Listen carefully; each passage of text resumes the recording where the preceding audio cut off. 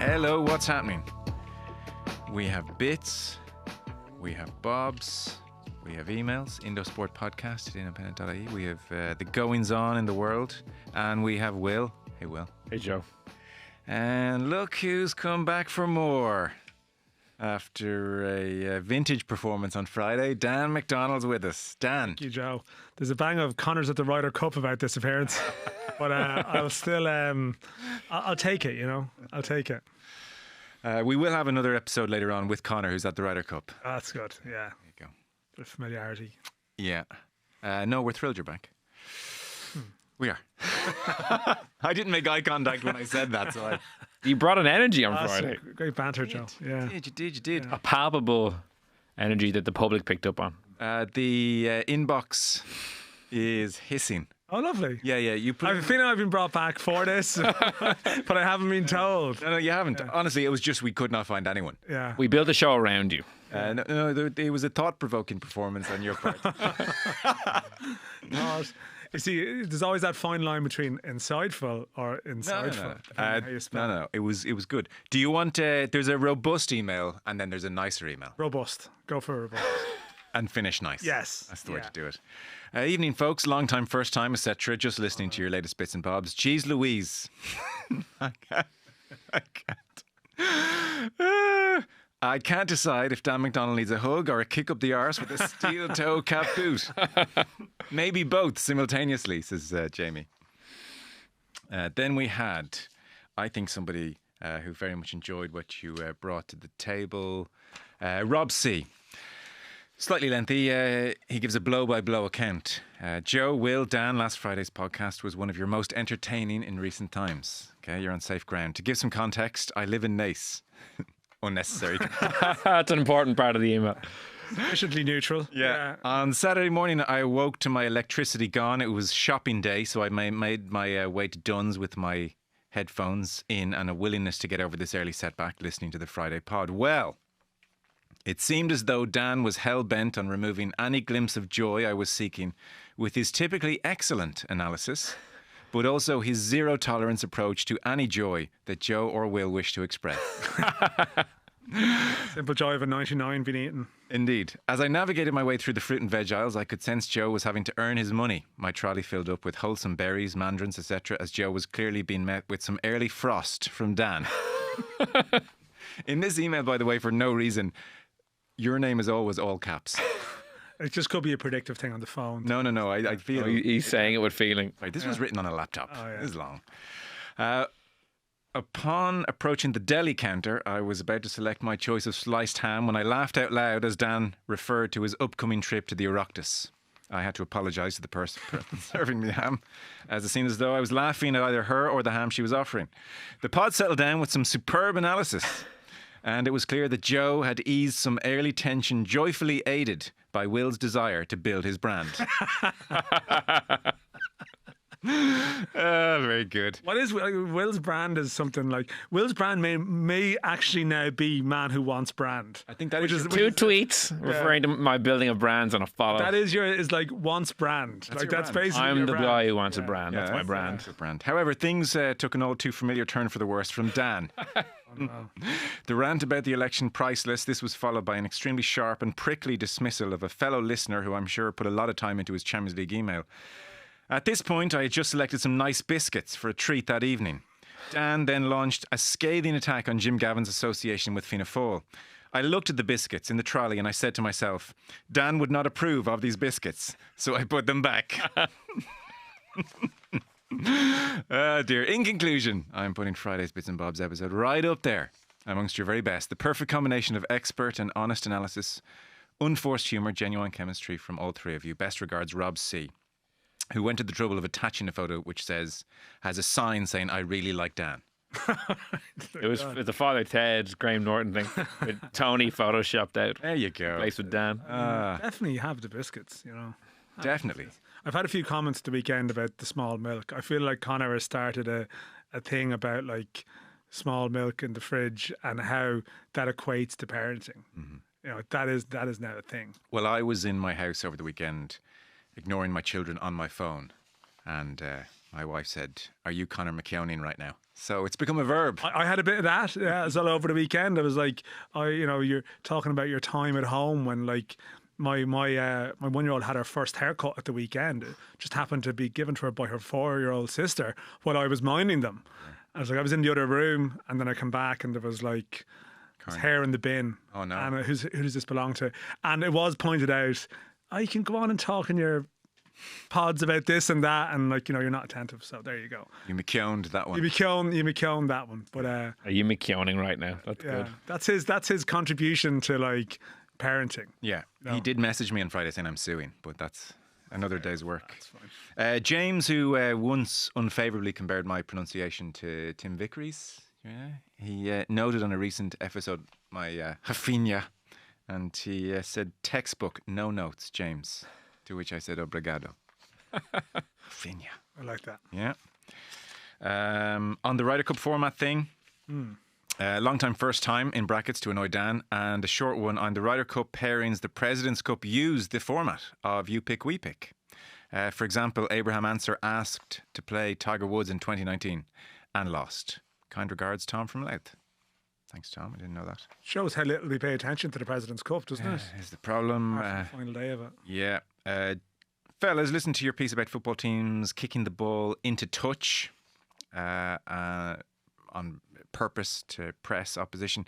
I don't like it either, but I think this is only a matter of time before hurling adopts this tactic. I know there are players who can cut a sideline over the press, but they'll be doing it with a 50-50 contest. Sadly, you heard it here first. Regards, Joe. It would be a sad day if it becomes a thing in hurling. Poke the ball deep so they have to sideline cut it and we press them. How about the numbers? Do you know who'll do that? Davy Fitz. He'll get that into his head. It's all about the numbers. Well, I'm not seeing the numbers paying dividends.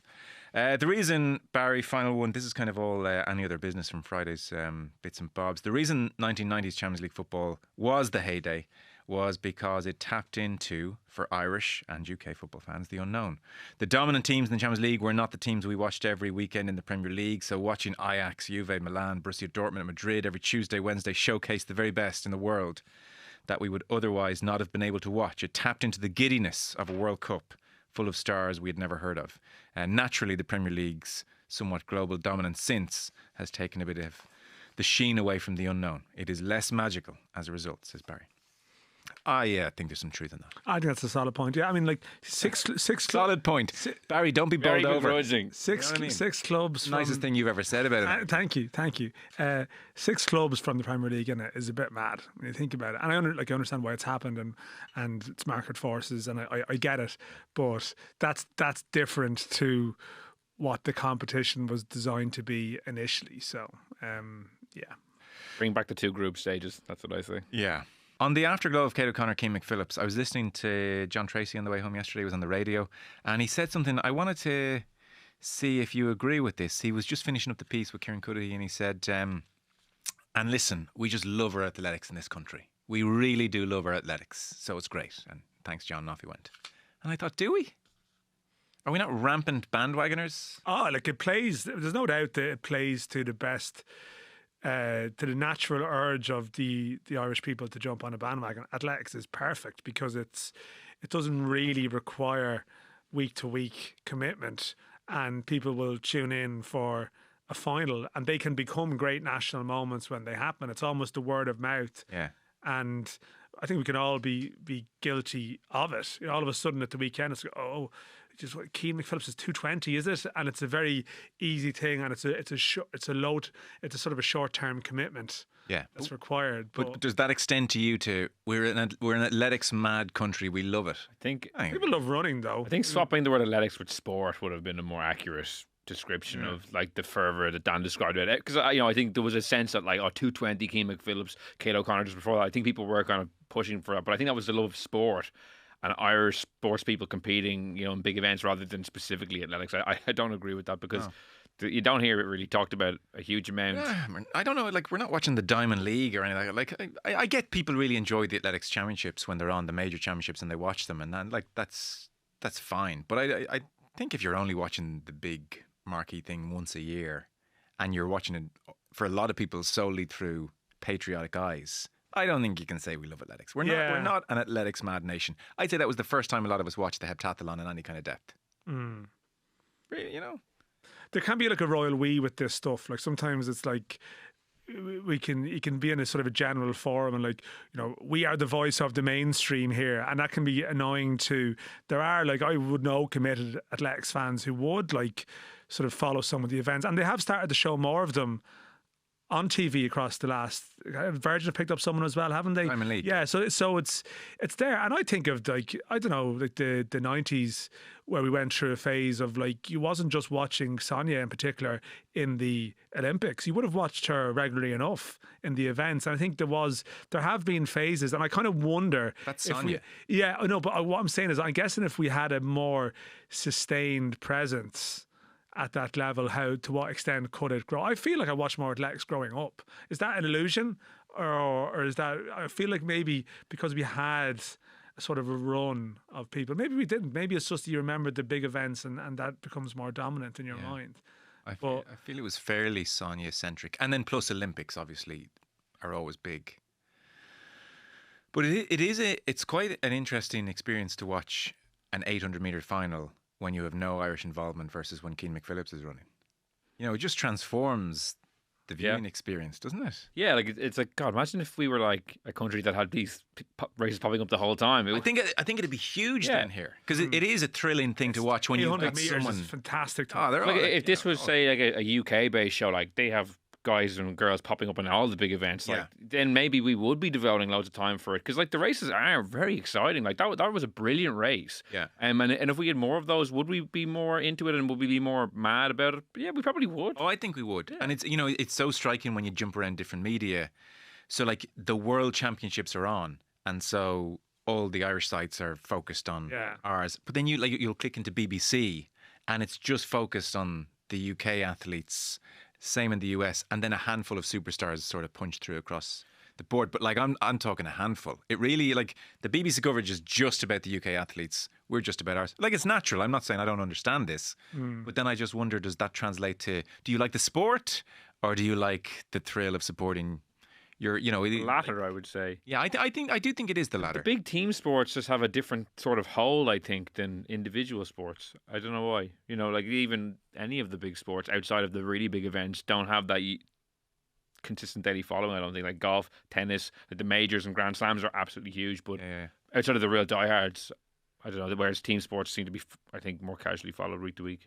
Yeah. I think what's helped the athletes in recent years as well, the Irish athletes, is that I think people like Kieran McGeehan, like their availability and their character, you know, and it really sort of, I think that there feels like there's been a bit of a resurgence in the last couple of years, probably an acceptance. I think sometimes, and I think you might have made this point last week, that, you know, we can be blasé about someone being 17th in the world, you know, and we'll sort of pour over our football team who was 60th, you know, and okay, we might be critical of them, but we can sort of be offhand, oh, they only came 17th. It's like, what, sorry, 17th in an individual sport, and we're almost disappointed when they can't get past the heats. But I do think there's something in the characters at a time when maybe people will say that in some of the team sports the personalities aren't as visible. And I think that the athletes have, and maybe it's because, you know, Cottle, I mean, I follow Cottle, then he's worked closely and he's so good. Maybe I'm seeing more of Cottle's work now,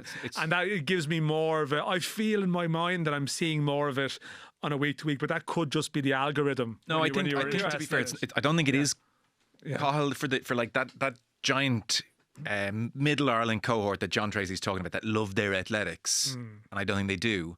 I actually think it's David Gillick's interviews in RTE. Yes, yeah. They're like, I think for people, they're every bit as much a part of the event as the sport and the event. They just want the tears, the emotion. The athletes are often very emotional. Like it's like the kind of human aspect to it, I think, has really over the last couple of years become like every one of these interviews goes viral. You know what I mean? They're kind of they're set pieces in and of themselves. And I do think Cahill plays a massive part in the promotion of athletics in Ireland as well. Like I know he's been on our show loads, and I'm not just trying to like pump up someone we have regularly. He's a great journalist, but I think he's kind of one of the most mainstream people covering it in depth, and he's a very good communicator and writer. So I actually think he shines a really big light, and I think he plays a more integral role promoting athletics than like any other journalist does in their own sport. Which is kind of I don't know if it's pressure in that, but he does a good job. And it's a mad thing in the context of the GPA stuff we discussed last week. Like, I mean, I don't think Keane McPhillips even qualified for Grant last year. No. Zero. And you have to step back sometimes and think again, like, the difference is, like, these are professional athletes generally. I know some of them have, because they can't almost be full-time because of the resources, but they're trying to compete in such a competitive field, and there's obviously broader, trust issues with athletics, which is obviously, hit away at the standing of it. We can't just ignore the elephant in the room with that in terms of a perception of it. But like the odds are so stacked against our athletes a lot of the time, and I think sometimes Irish people are more comfortable getting on board with a good underdog story as well. It feels like our athletes are always underdogs. Will always be underdogs in athletics. Yeah. Okay, so. Athletics mad sometimes. Like everything else, it's like the best fans in the world thing. I mean, not really, but but at a given moment they can be. Yeah, okay. I don't know why that registered with me so much yesterday. Maybe I was just grumpy or hadn't eaten or something, but I was like, well, you can't say we love our athletics. I was like, I don't think so. I'll move on. You're looking at me funny. No. Sorry. Ballon d'Or in Paris, crowning moment for PSG. So this was the moment it was announced. We have Ruud Gullit first, then Kate Scott, formerly Abdo, and then Ronaldinho. So it seems to be popping up a lot lately. He announces the winner. So here's how it went. The moment has finally come. One of these two players will be remembered for eternity in the history of football. One of the two, Ousmane Dembele or Lamine Yamal. Dembele. And on it goes. That was Ronaldinho who said Dembele. So he's 28 years old now, Dembele. It's not like he's going to dominate this for years to come necessarily.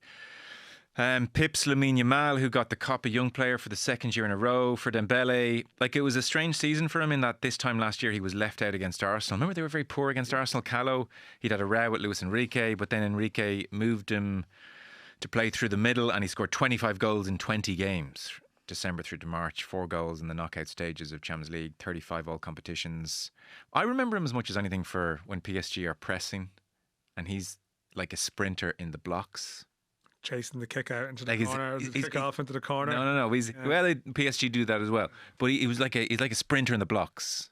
We're obviously an athletics mad country, so that registered with me in particular. But like a frightening work rate for the talent. And there's a certain kind of Barcelona failure holds off Lamine Yamal, sweetness, redemption for him. He was in tears on stage, brings his mum up. Nasser Al-Khelaifi is there in Paris, Kings of Europe, Ballon d'Or winner. Qatar wins. The emotion of that, of course. Yeah, it's poignant. It kind of sticks out a bit on the list of winners. I don't like. I thought he didn't have a great season, but it doesn't seem when you compare him to the winners of the last couple of years. I just think I don't know. Who are the last couple of winners?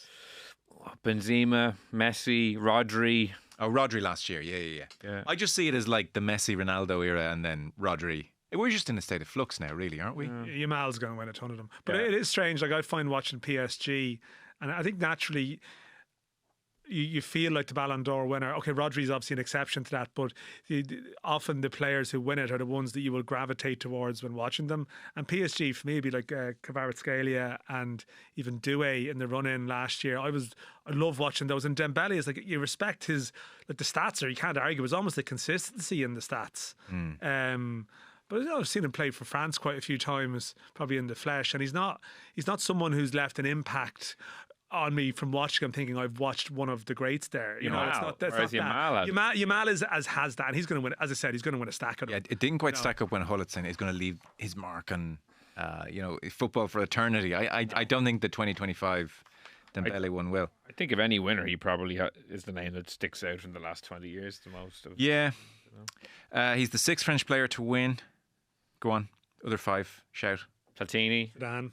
Yeah. Platini 3 in a row. 83, 84, 85. Zidane was 98, obviously, after the World Cup. Then it gets a little bit tricky, you know. Jean-Pierre Papin. William. That's a brand building moment. Yeah. Right That's there. his brand, like, researches stuff. No stuff and researches stuff. No one will get Raymond Coppa, that the young player of the award is named after. He's way back when. And then quickly forgotten Karim Benzema, 2022. I mentioned him. You just mentioned him a few minutes ago. Sorry, well, Yeah. that's, there you go. That was a year. That was playing for that was France, an unbelievable year. Remember when Real Madrid ended up winning like so many late goals in the Champions League, and he was unbelievable. Unbelievable. Okay, fair. It's come a long way, this award, from Michael Owen not knowing what it was when he won it. Like, I really feel Messi, Ronaldo have made this thing so much bigger than it ever was. But it used to be, but it wasn't it the France Football Award or Yeah. a magazine? Like it's been taken over now and turned into a bit more of a like this event. And you hear this thing of the younger players now, like the Ballon d'Or is in the lexicon now. That's what you want to. Remember Trent? Yeah. Would you rather do X or Y with Liverpool or England or Ballon d'Or? He's like, oh, Ballon d'Or. When I was a kid, the FIFA World Player of the Year was bigger for a couple of years. Like when Michael Owen won it, he didn't win FIFA World Player of the Year, Yeah. and that was seen as a consolation prize for a couple of seasons. But then, as you said, then Ballon d'Or kind of co-opted all the awards into one. I think they amalgamated ultimately. FIFA got involved. Yeah. Yeah, so it is interesting. It's all-time high now, though, as an award. And I do think the younger players in particular, because of the Messi Ronaldo thing, it's like the defining thing you can do in some ways. I remember Rio and, like, was it Vinicius? Yeah. Like, his instinct was to, okay, look, he was, Or you know, Ballon d'Or. Yeah. he's not our North Star here on how to judge football or watch football. But it was so striking. He was like watching it through the prism of what this means for the Ballon d'Or. Like, what is kind of a silly thing to award an individual in Yeah, football? I don't know. Maybe we just sound like grumps with this stuff. Like, to me, it leaves me a little bit cold. I didn't really know that was even on. Oh, until I saw it come out. Yeah, so yeah. it's not something that You were building up It's to. like it's in the diary as a thing. But you go down a couple of generations, maybe it is. You know. Like Arnie Slot is there in a tuxedo. Like, is it what purpose is that serving? I know. Like, Liverpool are playing a match tonight, I think, against Stampton in the Carabao Cup. It's like their players are decamping en masse. It's like an Oscars. It's turning into like an Oscar style thing. Real Oscar vibe. The fashion aspect is Yeah. huge. It's celebrity. They're all dressed in like their suits and Like, it's harmless. It's grand. You know, get an award, but it's taken an outsized importance for what is a team sport. We had our Stephanie Roach moment here as well, or Stephanie Zamber as now. But like that was the big.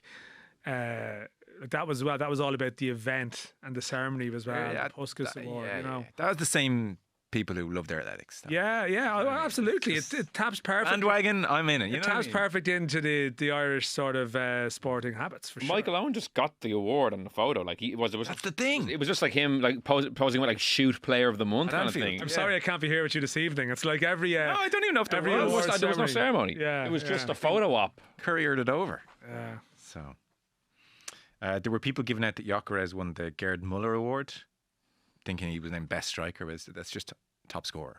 It's Golden Boot, but they call it Gerd Muller. Is that top scorer in a selected league? Is that what it was? No. 54 goals, 52 appearances. Cross up, yeah. Oh, yeah. And they'll take in international football too. Yeah, I kind of wonder. Yeah, Yeah. They have to. I mean, they don't want someone who scored 60 goals in San Marino winning that. I don't So think there's obviously so. criteria they have to apply. Well, there was to the famous time when Henrik Larsson, like in Scotland, it was like half a goal, but he pipped strikers in the main. Really, league. I don't remember that now. But there yeah, was- sorry. that's Golden Boot. But I think there was a thing where Larsson's goals counted for less. They Yeah. tried to have a weighting system. Oh, I presume they probably do have a version of that. Sure, Maybe they do. Yeah, Maybe they yeah. do. But Gyökeres was there. He doesn't look. No, Not convinced? No, I'm not convinced. Like, really not convinced. Your assessment of Sesko, this is reminding me that you were so high on Sesko. Yeah, That hasn't aged well.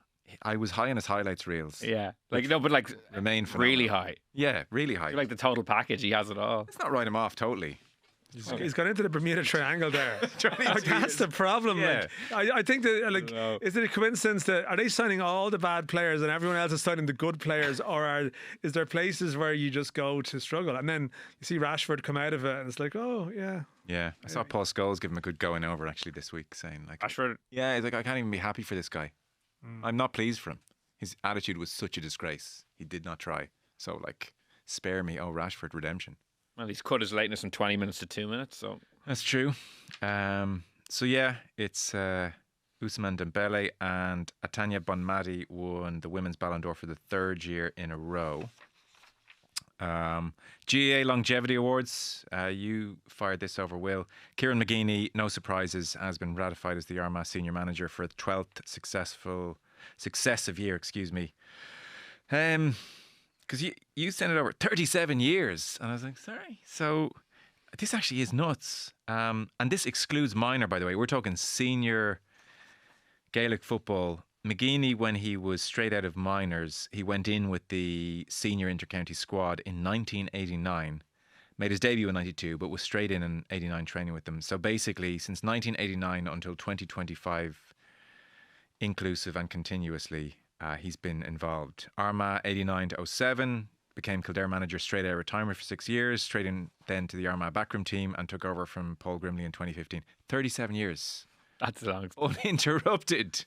Yeah, Davy Fitz did something similar until like not too long ago. I think he took 1 year out then, but yeah, that's mad. I mean, Come on. There's a lot of commitment involved in that. A lot. And then Johnny Doyle. Last year we did a Johnny Doyle retirement interview. Gave it the full Ballon d'Or treatment. And he's 47 years old. And then last month he was dragged back to play for Alan Wood. And we mentioned, he was back, but he dislocated his shoulder was the word that night. And we thought, this is just stop. But apparently he hadn't dislocated his shoulder. And Alan Wood had a crunch senior football relegation playoff against Confey. Relegation to intermediate Beacon for one of them. And at 47 years old, Johnny Doyle was a second half substitute, scored 1-2. The goal was brilliant. Did you see the goal? Great goal. And Alan Wood survived another year at senior. So we're not doing another retirement interview when he goes. He's had it. But just ridiculous. Well, he shouldn't retire if he's still playing like that well. I know, but I don't know. Why would he? Yeah. A few more things to get through. FAI Oireachtas. Just when you think it's not going to happen, it appears it is going to happen as we speak. Yeah. Dan was in a bad mood on Friday because he had to go to the Oireachtas this week. It was next week at the time. So they were in on Friday morning. The broad heading for the appearance is safeguarding procedures. And then news came through on Friday they were out. We're not going anymore.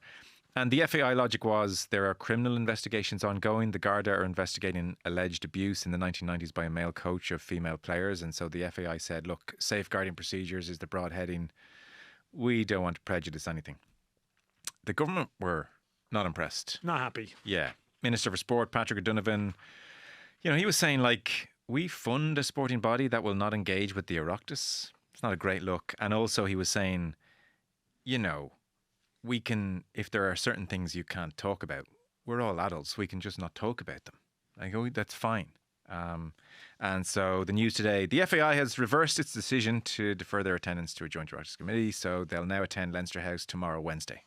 They're back in. They just can't get enough of it. They made it I know. It's just. I mean, it's just. This is the thing. It's just become. They're going in They're going in now under a cloud. Having tried to run away from it. How do they keep just messing this stuff up? I know. And the thing is, I mean, there probably is.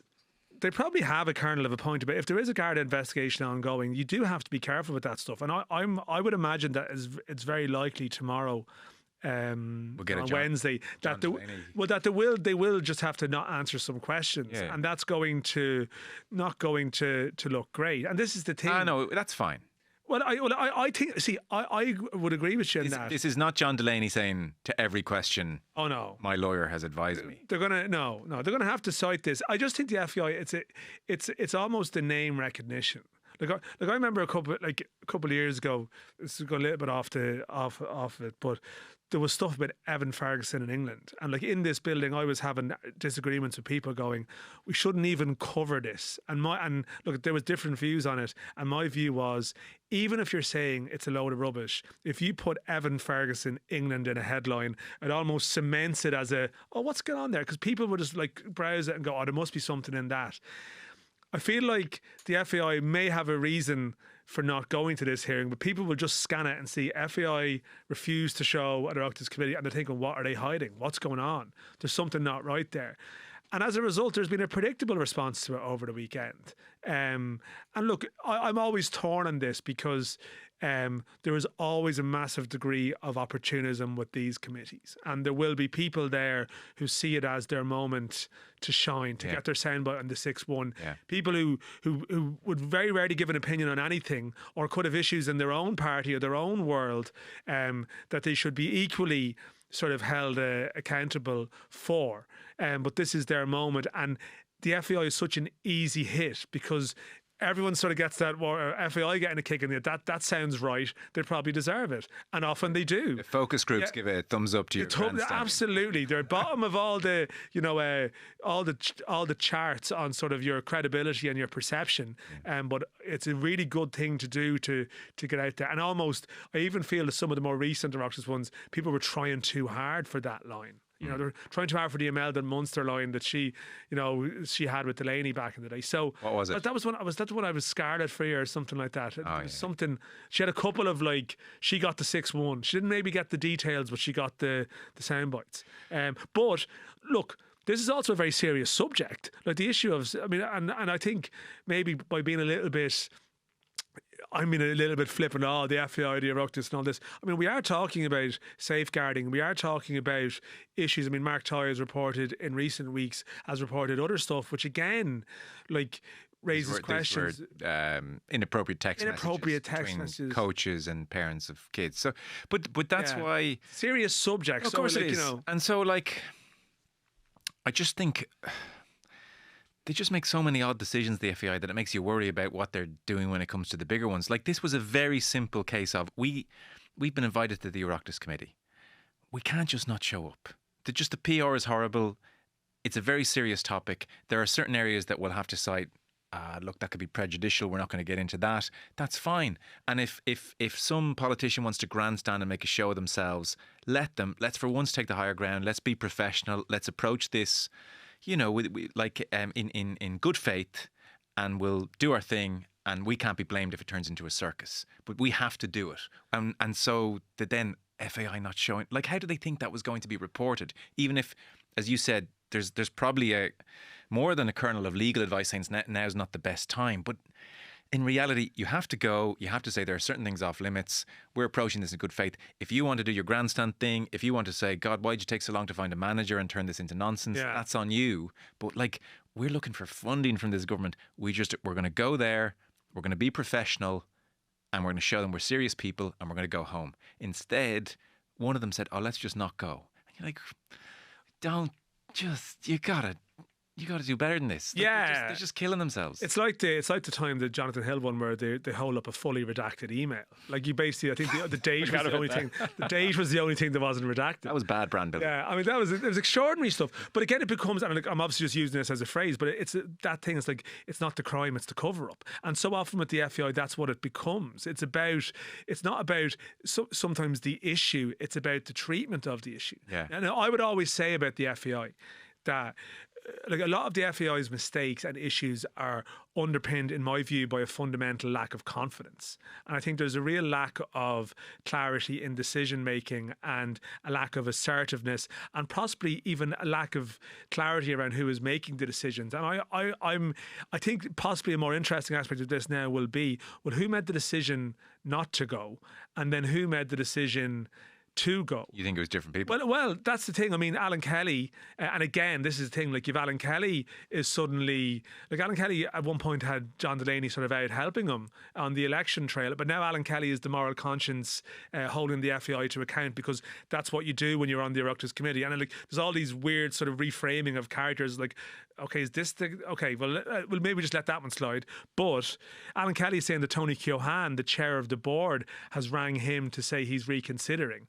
But is it the executive or is it the board who make these calls? And look, I don't want to get bogged down in the weeds of FAI politics because it's not a pleasant place. Maybe not a particularly interesting place. Yeah. But there is a real sense of it's like the recent thing where Mark Canham comes in with the calendar year football.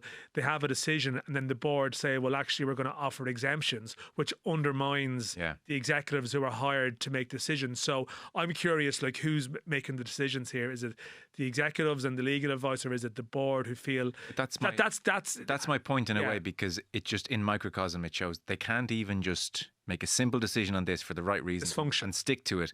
It points towards dysfunction.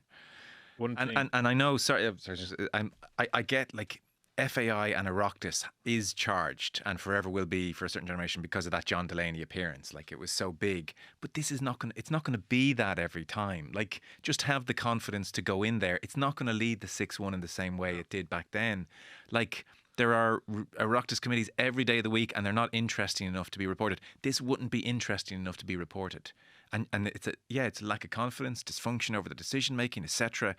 But you extrapolate that and you say, God, they have to fix Irish football. Imagine what a mess the decision making process is going to be over that if they can't get this. And there's a budget coming up in a couple of weeks where they have to get a result from the government, and this is the thing, you know. Sorry, Will. The only thing I was going to add is just one interesting thing that jumped out to me about the reporting around them initially not going was it mentioned legal advice and the ongoing investigation, but it also mentioned the guests had been asked to attend, and that the FAI maybe felt, a line of questioning was going to come up that they didn't really want to go down. So I didn't know who they were referring to. Eileen Gleeson. Yeah. Eileen Gleeson, and also members of the media department and people in roles that aren't specifically related to safeguarding, even though there are obviously board members and people going in who are just there as spokespeople. As I speak now, I think they're still confirming the list of attendees. Okay. So that would probably come out maybe across, later on Tuesday into Wednesday morning. We'll know who's going to be there. We'll come back to it, because the plan initially was Paul Cook, the president, chairman Tony Cohan, David Carell, obviously CEO, and their director of people and culture, Aoife Rafferty, but also 3 witnesses, because again, safeguarding, Eileen Gleeson, who's obviously in a legal battle with the association. She's the head of women and girls football. And then Kirsten Pakes, head of safeguarding. That makes sense. Gareth Maher, head of media for the FAI women's team. So they were initially down to go. Worth a quick mention, League of Ireland round of fixtures last night. Rovers are 10 points clear, game in hand, racing off into the distance. Can Bows do the 4-0 clean sweep in them this Friday is almost the biggest dilemma for Rovers. And then Bows, Derry joint second, Pats chasing them down 4 points back.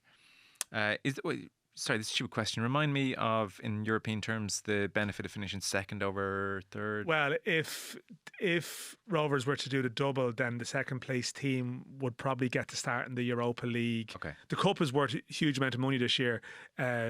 How much? It's over around 700 grand in European money. Okay. Because the league results have been so good or have been so improved in recent years, that determines where you start. So next year we have a second team who starts in the Europa League, which means that they'll also have a parachute if they get knocked out of that competition to go into the Conference League. We haven't had that before, where 2 teams have had a safety net. It's generally just the champions. So second or cup winner this year is worth a lot. But Rovers can win the league on Friday if they beat Bows and Derry lose and Drogheda. But the league is sort of over. It's a strange one. Won a long time ago. It's been one long time ago, and it's a strange one because I was making this point to someone earlier that, like, it's possible like Rovers are having maybe one of the greatest ever seasons for a League of Ireland club, and everyone's sort of sleeping on it because it's been so straightforward for them. But like they've won the league comfortably. They've qualified for the group stages by virtue of the league route, which has never been done before. They're at home to Kerry in a cup semi-final, so very likely going to be in an FAI Cup final. And, Pico Lopez, their captain, is probably going to qualify for the World Cup with Cape Verde, which is an incredible story. So it's happening for them, but almost it's so routine that it's barely even a talking point. So Rovers are 10 clear, whatever. It's that funny sterile domination almost, Is it a dominant season or is it greatness? Because there's an argument you need to be challenged and pushed and pressure for it to feel great. Well, the thing is, the European game, I'm going to Prague next week. They play Sparta Prague, and their games in the coming weeks are tough. Like, they play Sparta Prague, they play Slovenian team Celje, then they have Athens away in the week of the cup final, Shakhtar Donetsk. So they're going to be involved in some really big games, and I think probably for Bradley and just with the Ireland situation, Hamer, they are going to, I feel, be a bigger story. I mean, what I will say is the league season is definitely sleeping a little bit, but if St. Pat's were to beat Cork City in the semi-final, we're going to have this Shamrock Rovers St. Pat's Cup final, which would be brilliant. Mason Melia's last game in Ireland as League of Ireland. I have to mention Mason Melia. I Like, was he turned gonna 18 yesterday. Do that, yeah. Yeah, he looks. He's Scored, getting better. Scored Like, 2 he's getting goals. better. Yeah. Day he turns 18. They beat Cork 4-0. Cork are heading down, obviously. So that's 12 goals for the season, 2 yesterday. He's within 1 of Porrigamond for top scorer. Kenny, interestingly, was saying, Stephen Kenny, he's been managing a groin injury throughout the campaign. He said if he was fully fit across the season, he'd have done a lot more damage. He's been terrific. So, God, still only 18 and scoring 12 for the season. Does Stephen Kenny, by the way, when he's holding court, does anyone say to him, come here, what did you make of the Armenia game? Yeah, he was asked. He Won't go there. Time to speak about that. Fair enough. Yeah, I figured that. He's spoken about it at times, but he actually did a press event 2 days after Yerevan. I don't want those headlines. And just Yeah. look, I would admire that he just said, no, I'm not going to go there. Yeah. But other times he has spoken about it, I think. But yeah, he's generally kept a lower profile. But that's why that cup final, if that did happen, would be the season would build to something like that. And Mason, I have to say, look, you have to temper the hype with him. But the one thing that strikes me when I'm watching him now, he's just getting physically stronger and quicker. And you talk about your conversations about what you need at the elite level of the game now. Some of the ways the teams are playing now, I sometimes think it's because of that lean towards athleticism and sort of durability and if he has been managing an injury as well. I mean, he's just and who knows what his level is going to be. Like his level, you just don't know. Like it's very hard to really estimate. Like, you know, Troy Parrott is having a really great career at the moment, but it wasn't at Spurs, so I don't know if that's going to be where Mason turns out to be. But I mean, he's building up a body of experience now that he is going to be a test for that theory of, okay, he obviously has missed out on maybe a couple of years in a world class academy that he would have been in if it wasn't for Brexit. But how does his real life experience translate to where he goes next? I can't wait to see, because I just don't think anyone really knows the answer. Yeah. I want to touch on the new rugby season. Very last one, relatively quickly if you can, because it's an unanswerable question, but just give me your opinion. Hallgrimsson goes at the end of this campaign. Will the FAI look at Duff and Bradley and give it to one of them? I would say that if Hallgrimsson goes, it would be an Irish manager that they appointed, yes, and I would think so, yeah. I feel that if you're talking about a scenario, I know you want this quickly. Has to be Duff. If you're talking about a scenario where Hamer goes, you would imagine that John O'Shea is affected by being involved, because Hamer's going because the campaign hasn't ended well. So as a result, you're involved with a couple of campaigns. So it's hard to sell that as a new one. Look, there's been changes in the FAI. Like John Martin has gone in to replace Mark Hannam, and look, I think John will probably approach things very differently to Mark Canham, I'd say. I don't think you're going to have an elongated saga process. I'd imagine it'll be more straightforward. To be honest, I think they will. I'd be astonished if they didn't check and see what Duff thought. The big question mark is, would Duff necessarily go for it? But You think it's their first call? I would think he'd be way up the list. Why so much goodwill, I think, from the get-go. Like, it would actually make people probably forget about this terrible campaign to a degree if you got Damien Duff in and he brought his kind of that bombast and that kind of... Duff at the Euros. The fact is you don't need... It's not a traditional qualifying campaign, the next one. But look, Hamer's in for a squad announcement next week. I mean, this it comes at you fast, like you're sort of... we're going to be back into that mode in a couple of weeks, and... it's not done. I do think that the thing is, the instinct for the people in the FAI would have been to keep Hamer if he did reasonably well. It's just Armenia has just been it's just been so damaging. It has been. Rugby, your season starts Friday? Promise. So we've Stuart Lancaster at Connacht, and we have Clayton McMillan at Munster, Richie Murphy obviously Ulster, and then Leo Cullen, Jack Nienaber staying on at Leinster. We're going to do a podcast about this on Thursday. Yeah, I'm sitting in on Thursday. Going to chat to Rudd, kind of finish off the preview. Started with himself and Ian last week, and also going to chat to Sam Monaghan about Ireland's World Cup campaign and the kind of biting controversy that she was kind of involved in as the captain. So a few bits on Thursday. Your season can get off to a bit of a gentle start. All the big boys away, and in particular line season, it now feels like it's going to be. It might be December really before you see frontliners. Leinster Munster. So that's like October 18th, I think. Okay. that'll be the first time all the Lions players play, I think. So, like you're talking 3 rounds with none of them. They'll go back for that game and then they'll go into Ireland camp. So they'll only be seen once for their provinces before December. Yeah, I mean, I know like the diehards and the season ticket holders really enjoy watching the next generation come through and play. It's not the greatest sell though, is it? Like you might get to see them all once before December. Yeah, it's been a kind of a perennial problem. Like it used to be even more magnified when the URC would play in international windows as well, and then there would be like longer periods and much more games with no internationals. It's just part of the schedule that's baked in that like the Lions tour ended in the first weekend in August. Like the guys do need a break. And they have to get back into pre-season. It's a pity that they're missing. But like even in non-Lions years, they usually miss the first 2 or 3 matches and come back for Munster. So it's not that unusual. Yeah, it's just part of rugby. It's kind of one of those frustrations. Yeah. Lancaster was asked about the Ireland job, and they have Bennett on Saturday. So he's got a deal until 2027. Andy Farrell's got a deal until 2027. Leo Cullen and Jack Nienaber have deals till 2027. He said, I haven't... And ROG, 2027. And ROG, okay. Haven't discussed it with David Humphreys. I still like coaching day to day. I'm still only 57 years old in 2 years' time. But also, when I was watching the Lions, I thought I'd like a bit of that. He said, we'll see. So that means I'm available. Yeah. Well, I don't in my first week with Connacht. He hasn't even coached the match. Come and get me. I really want the Ireland job. I really want it. Yeah. Well, look, he's a bit away. He's there. He's a bit away now, though. Like, he went to the Racing. It did not go well. I can't wait to see Connacht this year just to see what he can do. I'm quite bullish on them having a decent season. They have a really good start. They have Benetton at home. I think Cardiff away and Scarlets at home in their first 3 games. So like that's a very, very winnable start to get some momentum before the international break. I think Andy Farrell will sign on post World Cup. I don't think any of them will get the job. Oh, do you? I see him sticking around. I think he's settled here. The England job, I don't know how much that appeals to him necessarily. I don't even know if it's available. If he does another 4 years, that's 11 years as head coach. Yeah. It's a good old stint. Yeah. Gatland did 12 with Wales the first time, so it can be done. True. He just seems settled here. Like his son is in school here and like kind of settled as well. It looks like they like living in Ireland. He's doing well. There's no push for him to leave. I'd love to see Ronan O'Gara be the Ireland head coach sooner rather than later, because the longer it goes on, the less likely it is to happen. I think if it's another 4 years, who's to say what his stock will be like? Could you have Rog and Duffer as managers at the same time? What are we playing at here? Duff and Rog are there. Exactly. That's just when it's because this is an entertainment product. This is what it is. Correct. It's the Ballon d'Or. Duff and Rog It's simultaneously. the Ballon d'Or. Yeah, that's exactly it. Well, I mean, obviously, Roy Keane is then the next level up.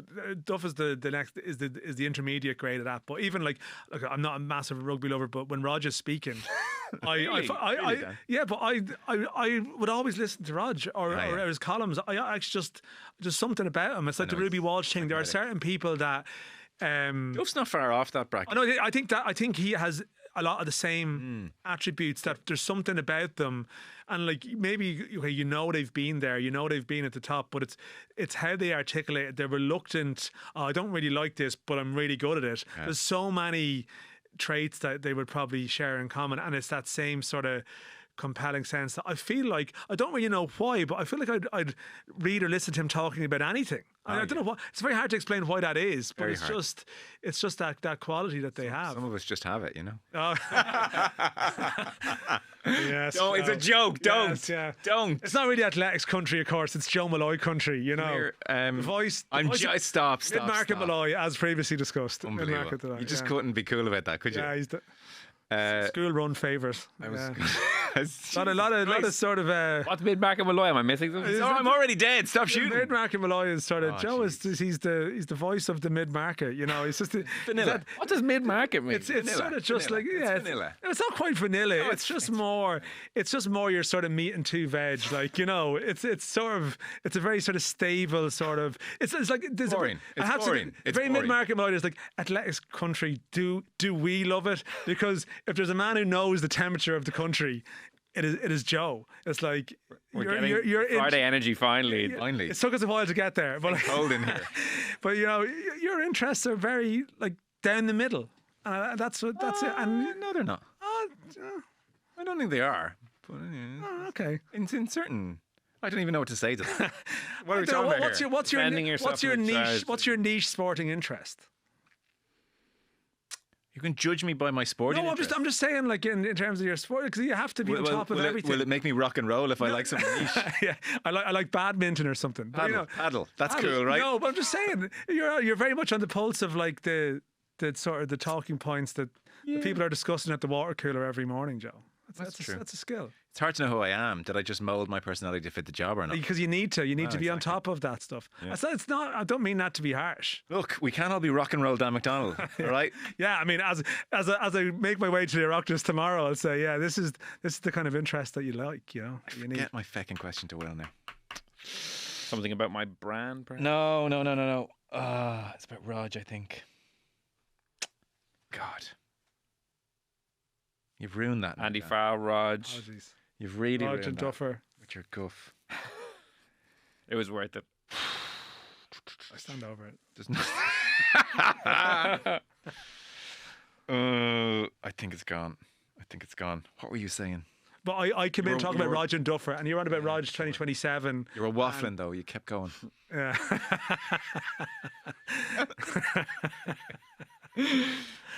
Oh shit! I think You're it's on gone. about ROG and but that's what he was talking about. So, like, is there anything on ROG you were thinking of asking him? Yeah, there was. It's gone. We'll come back to it. I suspect we'll come back to ROG. Yeah, probably touched on him once. I'll email in for the Thursday show and you can put it to Ruth. Right, okay. We are done. We'll have a Ryder Cup episode with our usual bits and bobs guest, Conor McKeown, later on. Will, thank you. Thanks, Joe. Dan McDonald. So, it didn't quite have the angry Friday energy good. there. You know. can't You just can't. you can't adopt a persona. It's organic. We were what we were today. Yeah, It wasn't today is very Tuesday. good. No, but we I just was did our best. Look, vanilla. Is it It was Tuesday? nice and vanilla. Yeah. Mid-market. Mid-market. Okay. Ryder Cup later on, and I think we're going to talk some NFL tomorrow, rugby Thursday, and on we'll go. Cheers.